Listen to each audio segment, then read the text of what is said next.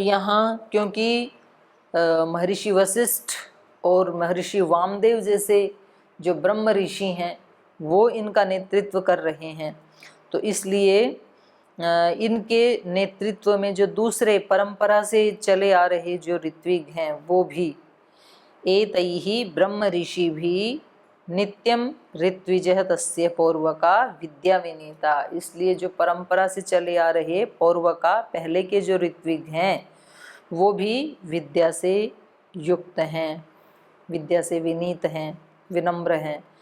महात्मान है, वो भी महान आत्माएं हैं, उनका भी पूरा विकास हो रहा है। विद्या विनीता ह्रीमंतः, ह्री मतलब लज्जा, बुरा काम करने में लज्जा करने वाले, माने कुछ भी थोड़ा भी कुछ उल्टा पुल्टा करते हैं तो उनको अपने ऊपर लज्जा आती है, ऐसे लज्जाशील हैं। तो महिलाओं के लिए तो ये कहा ही है कि लज्जा तो नारियों का आभूषण है, क्योंकि जब कुछ गलत काम करने में अगर हमें अंदर से ये एहसास नहीं होता है कि हम कुछ गलत कर रहे हैं तो फिर हम बहुत आसानी से उन गलत कामों में प्रवृत्त होते चले जाएंगे और हमें ये पता भी नहीं चलेगा। तो इसलिए शुरू शुरू में कोई गलत काम करते हैं तो आत्मा एक हिंट देती है, फिर ह्रीहि लज्जा, गलत काम करने में ना एक बार लज्जा आती है, और अगर वो लज्जा हमारे लिए बहुत अच्छी, वो भगवान का भेजा हुआ प्रसाद है, लेकिन अगर हमने उसको स्वीकार नहीं किया तो फिर थोड़े दिन के बाद तो वो आना ही बंद हो जाती है। जैसे कोई व्यक्ति शुरू में कभी सिगरेट पीना सीखता है या शराब पीना सीखता है तो शुरू में उसको बहुत लज्जा आती है और वो छिप करके कहीं थोड़ा बहुत पीता है कि कहीं कोई देख ना ले।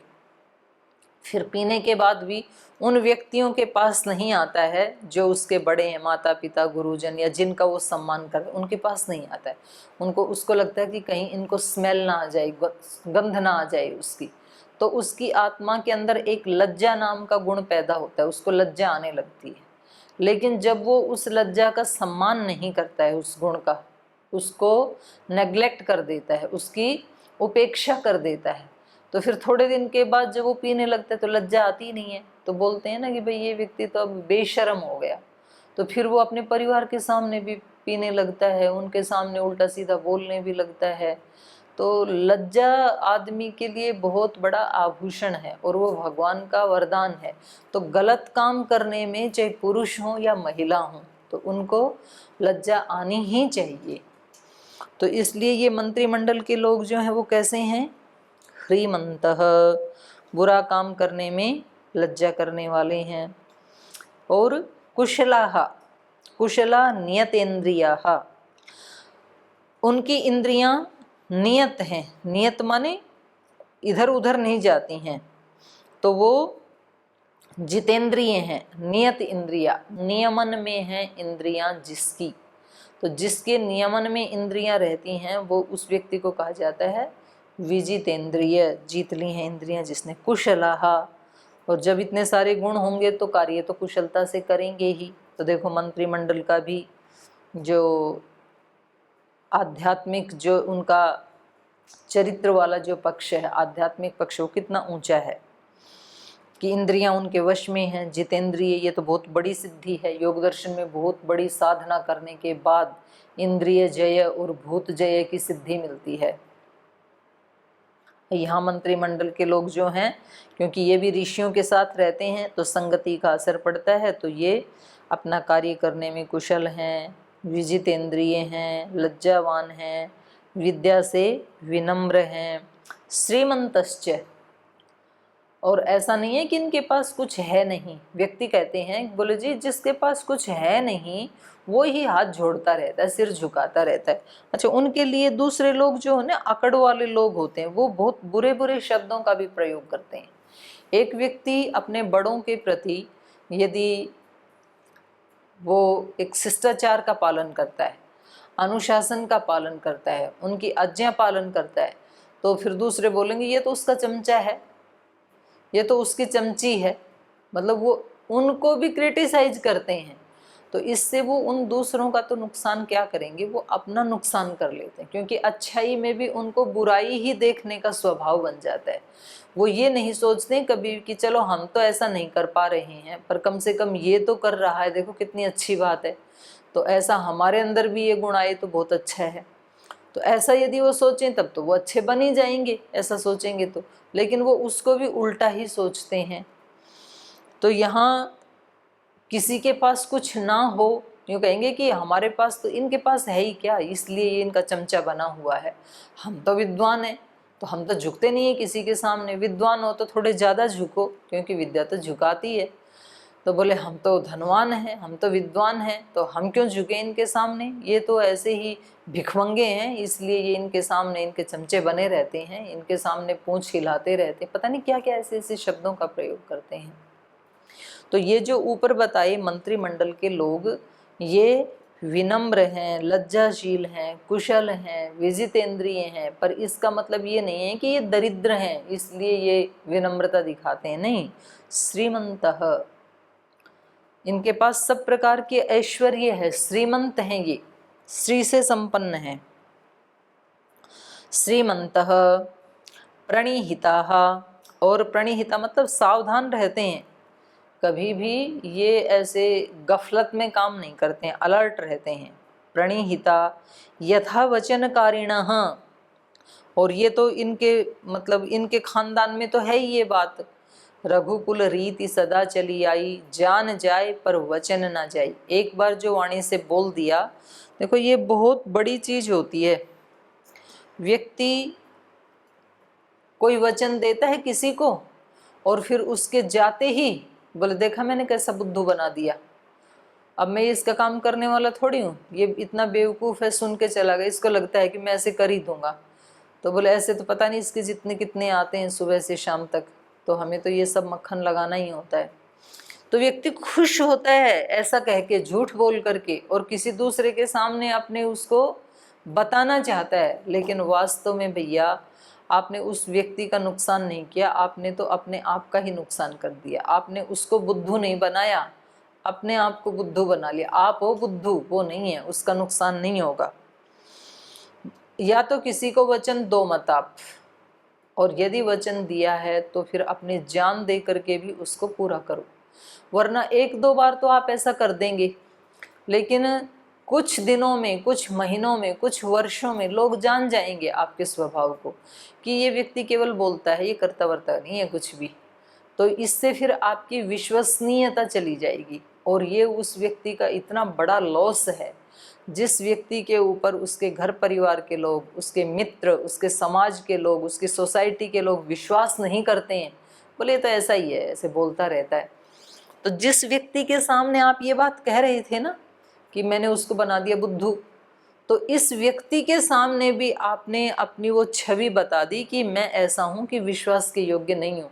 यद्यपि ये आपका मित्र है और आप इसको बहुत खुश होकर बता रहे हैं, लेकिन आपने इसके सामने भी अपनी आत्मा का अवमूल्यन कर लिया। अब आगे कभी ऐसा कोई मौका आएगा जब आप अपने इस मित्र से कोई वादा करेंगे, तो जरूर इसके मन में एक बार वो क्लिक करेगा कि कहीं ये व्यक्ति उसकी तरह मुझे भी तो बुद्धू नहीं बना रहा है। विश्वास खोना बहुत बड़ी हानि है अगर कोई व्यक्ति समझे तो, और विश्वास बढ़ाना ये बहुत बड़ी संपत्ति है। आचार्य चाणक्य ने भी कहा है कि जान देकर के भी व्यक्ति को विश्वास की रक्षा करनी चाहिए, विश्वास नहीं तोड़ना चाहिए। तो हमने अगर एक बार किसी से कोई वादा किया है, किसी को कोई वचन दिया है, कोई सहायता करने का, कोई वस्तु देने का, कोई सेवा करने का, तो फिर कितने भी कष्ट क्यों ना आए उसको पूरा करने में, फिर अपनी जान देकर के भी उस विश्वास को तोड़ना नहीं है। अब हमारे शहीदों के सामने एक बार उन्होंने कहा कि भाई हमारा जीवन, ये वाला जीवन, ये भारत माता के चरणों में अर्पित है, एक बार ऐसा संकल्प लिया तो फिर कितने क्या क्या कष्ट नहीं आए उनके जीवन में, लेकिन उन्होंने कभी पीछे मुड़ के नहीं देखा। तो ये जो उनका नाम लेते ही लोगों के मन में एक विश्वास जग जाए। अगर लोगों को ये लगे कि भाई भगत सिंह ने अगर कोई बात कही है देश के बारे में, तो उसमें आंख मूंद के विश्वास कर लो।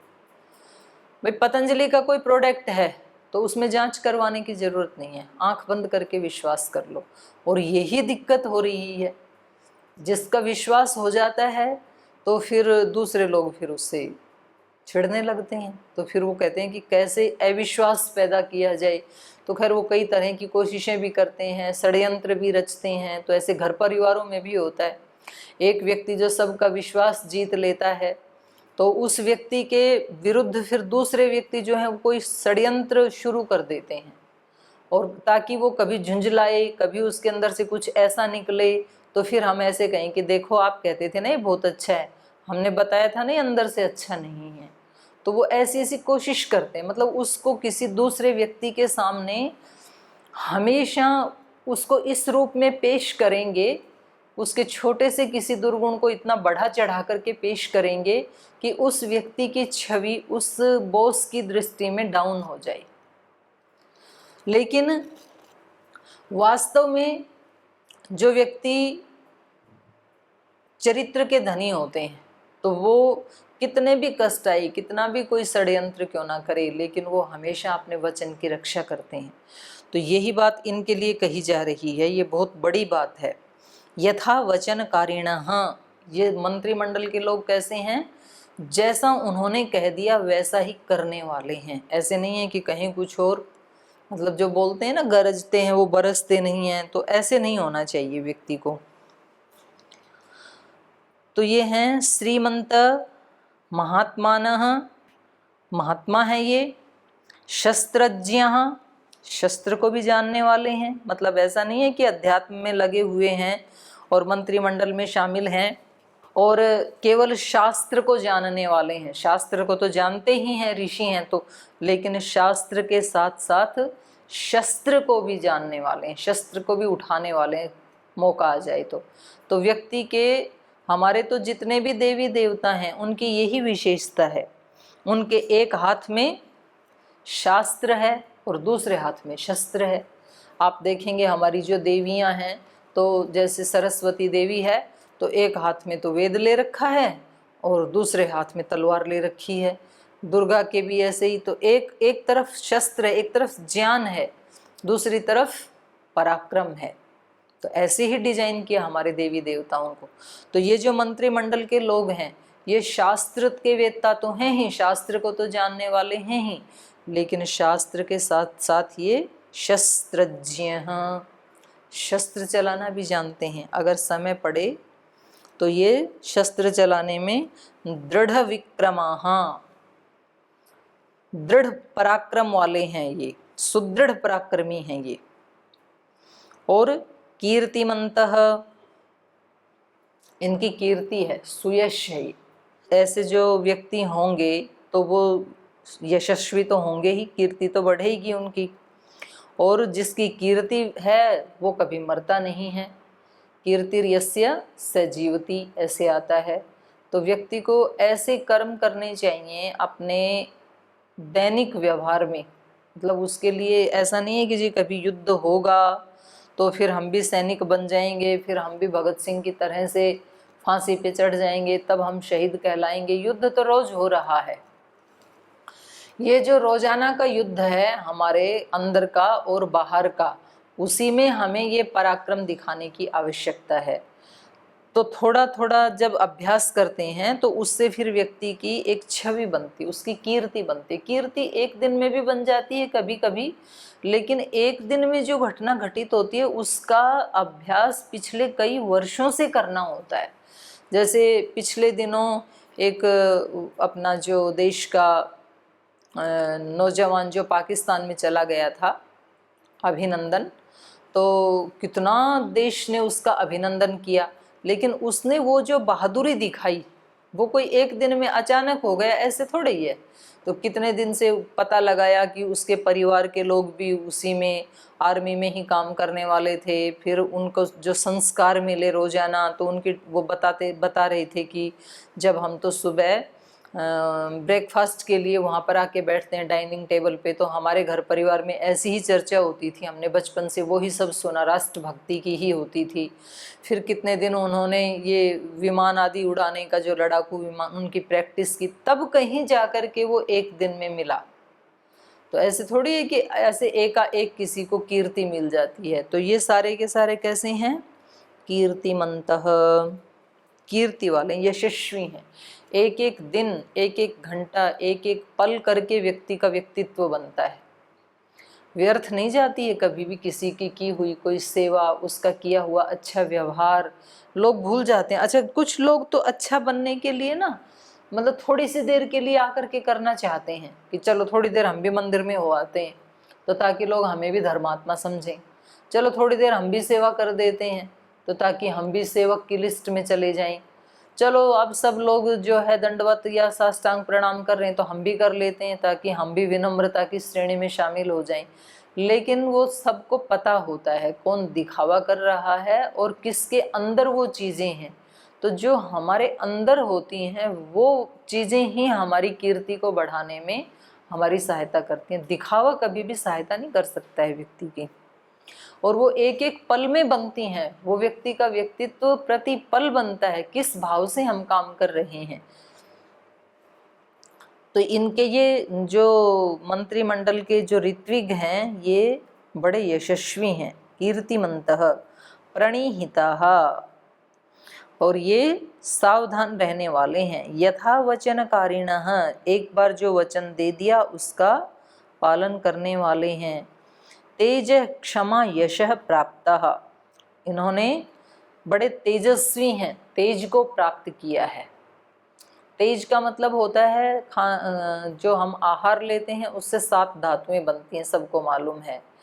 और जो अंतिम धातु है उसका नाम है वीर्य या शुक्र, और उसका भी जब कोई क्षय नहीं करता है तो फिर 8वीं धातु बनती है ओज, और फिर ओज के बाद शरीर के एक एक रोम में जो दिखाई देता है उसको बोलते हैं तेज, तेजस्विता। तेज का मतलब होता है कि जो बात आप बोलें उसको सब लोग, हजारों लोग करने के लिए तैयार हो जाएं, उसका नाम है तेज। तेज का मतलब ये नहीं है कि ब्यूटी पार्लर में जाके कोई विशेष प्रकार की कोई ऐसी क्रीम आपने लगा ली और आपका चेहरा शाइन करने लगा, बोले बड़ा तेज है उसके चेहरे, उसको तेज नहीं कहा जा रहा है यहाँ शास्त्र में। यहाँ शास्त्र में तेज का मतलब है वो भी होता है, वो नेचुरल होता है, ये दिखावटी नहीं होता है जो महापुरुष होते हैं उनके। लेकिन तेज का मतलब ये होता है कि उस व्यक्ति ने एक बार किसी चीज़ के लिए आह्वान किया तो लाखों लोग उसको पूरा करने के लिए खड़े हो जाएं, उसकी वाणी में इतना तेज होता है। तो जैसे जो महापुरुष हैं, महर्षि दयानंद ने एक बार कोई आह्वान किया तो लाखों लोग उसको पूरा करने के लिए खड़े हो गए। महात्मा बुद्ध ने कोई आह्वान किया तो कितने लोग बुद्ध धर्म के प्रचार में लग गए। आज श्रद्धेय स्वामी जी महाराज कोई आह्वान करते हैं, योग के लिए आह्वान करते हैं, तो हजारों नहीं लाखों, 1 लाख योग कक्षाएं तो हमारी रोजाना चलती हैं। तो ये चलाने वाले कौन लोग हैं? कोई उनको सैलरी थोड़ी दी जाती है। तो उनके एक आह्वान के ऊपर आंदोलन किया रामलीला मैदान में, लाखों महिलाओं ने, पुरुषों ने, युवाओं ने उनके एक आह्वान पे अपने घर छोड़ छोड़ करके आ गए। तो इसको बोलते हैं तेज। और ये तेज आता है जब बहुत कोई व्यक्ति संयमी होता है, उसने अहिंसा, सत्यस्तेय, ब्रह्मचर्य आदि का पालन किया हुआ होता है, जो अपने प्रतिपल का जो जीवन है उसको बड़े संयम से जीता है, तो उस व्यक्ति की बात को कोई टाल नहीं सकता है। उस व्यक्ति की वाणी में ओज होता है, तो बोलते हैं ना ओजस्वी वाणी। फिर उससे भी बढ़ के होती है तेजस्वी वाणी। तो हमने भी जब ये क्लास शुरू की तो हमने एक मंत्र बोला, तेजस्विनावधीतमस्तु। हमारा पढ़ना या किसी को पढ़ाना वो कैसा होना चाहिए? तेजस्वी। तेजस्वी मतलब जो पढ़ रहे हैं इससे कुछ जीवन में परिवर्तन आना चाहिए। ऐसा नहीं कि बस ठीक है बोलना था, आधा घंटा रिकॉर्डिंग करनी थी, या ये सिलेबस में था, ये पढ़ाना था इसलिए हमने पढ़ा दिया, और आपने भी इसलिए सुन लिया कि चलो और उल्टी सीधी चीज़ें या गाने सुनने से अच्छा तो है कि रामायण की चर्चा सुन लेते हैं। तो बस ये केवल आधे घंटे हमने अपने टाइम को अच्छे से पास कर लिया इसलिए हमने इसको सुनना था, तो फिर ये सुना हुआ तेजस्वी नहीं होगा। तेजस्वी का मतलब है ये भगवान ने मेरे लिए भेजा है और मुझे वैसा बनाने के लिए भेजा है। ये जो सुनाया जा रहा है ये केवल उनके लिए ताली बजाने के लिए नहीं सुनाया जा रहा है, हमें ऐसा बनना है इसलिए सुनाया जा रहा है। तो फिर ये पढ़ा पढ़ाया तेजस्वी हो जाता है। तो ये सब के सब इनके मंत्रिमंडल के लोग हैं। तेजस्वी, तेज प्राप्ता, क्षमा प्राप्ता। क्षमा वीरस्य भूषणम। क्षमा कौन कर सकता है? जिसके अंदर इतनी ताकत है, जिस व्यक्ति के अंदर इतनी शक्ति है, शक्तिवान। वीरस्य भूषणम, वीर पुरुषों का आभूषण है क्षमा, कायरों का नहीं है। कायरों में क्षमा करने की हिम्मत होती नहीं है। जिनके पास पहले ही बहुत थोड़ा सा बल है, उनको, उनके प्रति अगर कोई व्यक्ति अपराध कर दे तो वो तो बिल्कुल आग बबूला हो जाएंगे, वो तो बिल्कुल झगड़ा कर देंगे, वो उनका मर्डर करने के लिए तैयार हो जाएंगे, उनकी पिटाई करने के लिए, उनके ऊपर लाठी डंडा तलवार चलाने के लिए, गन चलाने के लिए तैयार हो जाएंगे। ये कायरों की निशानी है, बहादुरी की निशानी नहीं है। ये बहादुरी की निशानी तो ये है कि आप उसको दंड ना दे करके उसके जीवन को बदल दें, उस व्यक्ति को हिंसक से अहिंसक बना दें। ये बहुत बहादुरी का काम, ये शक्ति का काम है। अंगुलीमाल जो डाकू थे, उनसे जब महात्मा बुद्ध मिले तो उनका जीवन परिवर्तन कर दिया उन्होंने। अगर वो चाहते तो वो उन्हीं का फरसा उठा के उन्हीं को भी काट सकते थे कि चलो ये बहुत लोगों की उंगलियां काट चुका है, आज इसी का काम तमाम कर देता हूँ। ताकत तो थी ही उनमें, तो लेकिन वो पराक्रम नहीं है। वहाँ उन्होंने उसको क्षमा किया। महर्षि दयानंद को जगन्नाथ ने जहर पिलाया और महर्षि दयानंद को पीते ही पता लग गया, वो योगी थे। उन्होंने बुलाया उसको, भाई तूने बता क्या मिलाया है इसमें दूध में। तो उसने स्वीकार किया, बोले जी मेरे को तो जिस वेश्या को आप कल गाली निकाल रहे थे तो उसने मेरे को बहुत सारी दौलत दे दी, मेरे को लालच आ गया और मेरे से पाप हो गया। मैंने तो उसी ने मेरे को शीशा पीस के दिया था, पाउडर दिया था गिलास का, वो मैंने दूध में मिला दिया। तो अब महर्षि दयानंद इसको दंड भी दे सकते थे, वो तो वह खुद ही इतने बलिष्ठ थे कि उसको तो अकेले ही दबोच देते, या तो किसी कमरे में बंद कर देते, या तो अपने जो सेवक थे उन्हीं से उनकी जान ले लेते। तो उनके पास तो दंड देने के सारे साधन थे, लेकिन उन्होंने अपने पास से उसको किराए के रुपए और दिए। बोले ये किराए के पैसे हैं और तू जल्दी से यहाँ से खिसक जा, निकल जा यहाँ से, अगर किसी को पता लग गया तो लोग तुझे जिंदा नहीं छोड़ेंगे। इसको बोलते हैं क्षमा। तो क्षमा वीरस्य भूषणम। तो ये कैसे हैं? क्षमाशील भी हैं, क्षमा प्राप्तः। बलवान व्यक्ति ही, तेजस्वी व्यक्ति ही किसी को क्षमा कर सकता है, वरना तो व्यक्ति अपने आप को भी क्षमा नहीं करता है और दूसरे को भी नहीं करता है। अपने से जो भूलें हुई उसके लिए हमेशा पश्चाताप करता रहता है, डिप्रेशन में रहता है, मैं ऐसा हूँ, मैं ऐसा हूँ, मैं ऐसा हूँ, मैं नीच हूँ, मैं पापी हूँ, मैं दुष्ट, पता नहीं क्या क्या। तो सारी नेगेटिव वाइब्रेशंस इकट्ठी करता रहता है। एक बार तो जो दुष्टता की वो तो की, फिर रोजाना भी उसको याद कर करके इकट्ठी करता रहता है, तो उबार नहीं पाता अपने आप को। और दूसरों को भी क्षमा नहीं करता है, क्योंकि अब नेगेटिव देखने की दृष्टि बन गई, इसलिए इसको कहीं पॉजिटिव दिखता ही नहीं है। तो कुछ लोगों को मैंने देखा, वो कहीं भी चले जाएं, वो छोटी छोटी चीज़ों की त्रुटि देखते हैं। मतलब जैसे एक गुरुकुल से दूसरे गुरुकुल में गए तो वहाँ जा कर के यहाँ के बच्चे ऐसे कर रहे हैं, अब वो देखो वो पाठ सुनाने की बजाय बातें कर रहे हैं, अभी वो व्यायाम करने की बजाय ऐसे निठल्ले बैठे। मतलब कहीं ना कहीं मैं ऐसे देखती हूँ, देखो इस व्यक्ति की दृष्टि देखो, ये क्या देख रहे हैं यहाँ पर।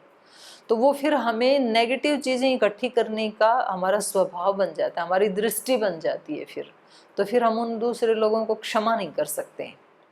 एक माँ क्षमा कर सकती है जैसे अपने बच्चे को, तो ऐसे थोड़ी है कि वो उसके दोष ठीक नहीं करती है, ठीक तो करती है लेकिन क्षमा पूर्वक करती है। तो क्षमा का अर्थ कोई ये बिल्कुल ना लगाए कि जी हम अगर ऐसे क्षमा करते रहे तो अपराधियों के तो अपराध बढ़ते ही चले जाएंगे, फिर जो दुष्ट है उसको तो दंड देना चाहिए ना, उसको यदि हम क्षमा करते रहें तो ये सारा गड़बड़ हो जाएगा।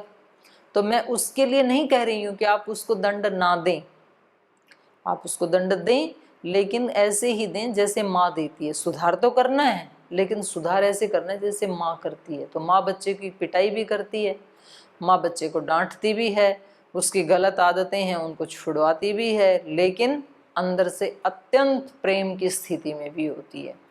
अब कोई पूछे, बोल जी कोई सीमा के ऊपर कोई आतंकवादी आए और यदि हमारे देश वाला सैनिक उसको क्षमा कर दे और आप उसको कहो कि वो तो बड़ा पराक्रमी है जो उसको क्षमा कर दिया, तो सारा तो देश ही तबाह हो जाएगा। तो मैं उस क्षमाशीलता की बात नहीं कर रही हूँ। और अगर देशों में भी, परस्पर देशों में भी ऐसी अंडरस्टैंडिंग बने कि भाई हम एक दूसरे को नुकसान ना पहुँचाएं बल्कि एक दूसरे की सहायता करें, तो 4 दिन का जीवन है, पृथ्वी तो भगवान की है। और ये जो बाउंड्री हमने बना ली है, ये मेरा देश तेरा देश, ये तो हमने बना ली हैं, तो ठीक है हमने बना ली तो भी कोई बात नहीं, हम इधर खूब प्रोग्रेस करेंगे, आप इधर करो, तो वो भी बहुत अच्छा है। लेकिन अपने कर्तव्य का पालन करते हुए उस व्यक्ति के प्रति उसके मन में कोई वैमनस्य नहीं होना चाहिए। जब एक सैनिक, जब कोई एक सिपाही जिसकी ड्यूटी है सीमा के ऊपर और वो किसी आतंकवादी को मार रहा है, तो उसके मन में उस व्यक्ति के प्रति कोई वैमनस्य नहीं है, बल्कि उस व्यक्ति का वो जो बुरा काम है, जो उसका बुरा आचरण है, और क्योंकि इसकी तो ड्यूटी है, ये अपने देश की, देशभक्ति की इसने शपथ ली है, रक्षा कर रहा है, तो ये तो अपने कर्तव्य का पालन कर रहा है। तो क्षमा का भी कई बार ना हम उल्टा अर्थ निकाल लेते हैं कि जी क्षमा करेंगे तो सब कुछ बिगड़ जाएगा। नहीं, क्षमा तो बहुत ऊंची चीज है। क्षमा करके आप सुधार सकते हैं, अगर आप उसको चेंज कर सकते हैं तो उसका नाम है क्षमा। अब जैसे क्षमा डॉक्टर करते हैं रोगी को, अगर रोगी के आते ही डॉक्टर नाराज होने लगे कि सब उल्टा पुल्टा जीवन जीते रहे, अब हमारे पास आ गई तो अब मरो यहाँ पर, तो ये तो फिर ठीक नहीं है। तो डॉक्टर क्या करता है, डॉक्टर उसके पीछे के किए हुए अपराधों को स्वीकार करते हुए अब आगे उसका इलाज कैसे करना है, उसको कैसे चेंज करना है, तो पहले उसको ठीक करता है, फिर उसके बाद बताता है कि भाई आगे से अब बीड़ी सिगरेट शराब मत पीना क्योंकि तुम्हारे फेफड़े गल चुके हैं। तो फिर वो व्यक्ति मानता भी है। तो ये सारे के सारे इनके जो मंत्रिमंडल के लोग हैं ये कैसे हैं, तेज क्षमा यशः प्राप्ता, तेज को प्राप्त किया है, क्षमा को प्राप्त किया है, यश को प्राप्त किया है। और कैसे हैं, स्मित पूर्वाभिभाषिण। हाँ, मतलब ये कल्पना करके भी इतना अच्छा लग रहा है। कह रहे हैं पूर्वाभिभाषिण स्मित, बोलने से पहले मुस्कुराते हैं। स्मित, स्मित ईषद हंसने, स्मिंग ईषद हंसने एक धातु है संस्कृत में, स्मिंग धातु है, उसका अर्थ है ईशत हंसने। ईशत कहते हैं थोड़ा, और हसन माने हंसना, जिसमें थोड़ा सा हंसा जाता है उसको कहते हैं स्मित। और यहाँ संस्कृत के इस स्मिंग धातु से ही अंग्रेजी में बन गया स्माइल। तो स्माइल का मतलब है, एक तो होता है लाफिंग, वो तो जोर से हंसना होता है, और स्माइल होता है ईशद हसन, थोड़ा थोड़ा मुस्कुराना। तो ये बोलने से पहले जो मंत्रिमंडल के लोग हैं ये क्या करते हैं, स्मित पूर्व, पहले मुस्कुराते हैं, फिर मुस्कुरा करके कोई बात करते नहीं तो पता लगे कि पूरी ऐंठ में ही बात करते हैं। आजकल तो जो ऊंचे पदों पर हैं उनको नमस्ते भी करें तो वो नमस्ते तो लेते नहीं है, ऐसे तीखी नज़र से और देखते हैं कि तुम्हारी कैसे हिम्मत पड़ी हमें नमस्ते करने की। तो ऐसे नहीं है इनके मंत्रिमंडल के लोग, वो मुस्कुरा के भाषण करते हैं। क्रोधात कामार्थ हेतु वा न ब्रूयु अनृतम वच, और कभी भी क्रोध के कारण या अपनी किसी कामना के हेतु से कभी भी वो झूठे वचन नहीं बोलते, झूठ नहीं बोलते हैं कभी भी। कितना भी अहित क्यों ना हो, कितना भी लॉस क्यों ना हो जाए, लेकिन सत्य का ही पालन करते हैं। तो जैसे ये मंत्रिमंडल के लोग हैं तो ये राजा की स्थिति को भी दिखा रहे हैं, क्योंकि इनका नेतृत्व करने वाला भी जरूर कोई बहुत अच्छा धर्मात्मा होगा, इसीलिए ये एक ऐसा इन्वायरमेंट बना हुआ है। तो इसको शेष चर्चा को हम कल करेंगे, आज यहीं पाठ को विराम देते हैं।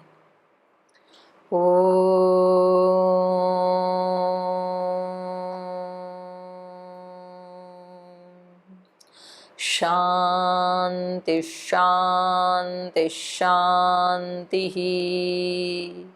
श्री गुरुभ्यो नमः।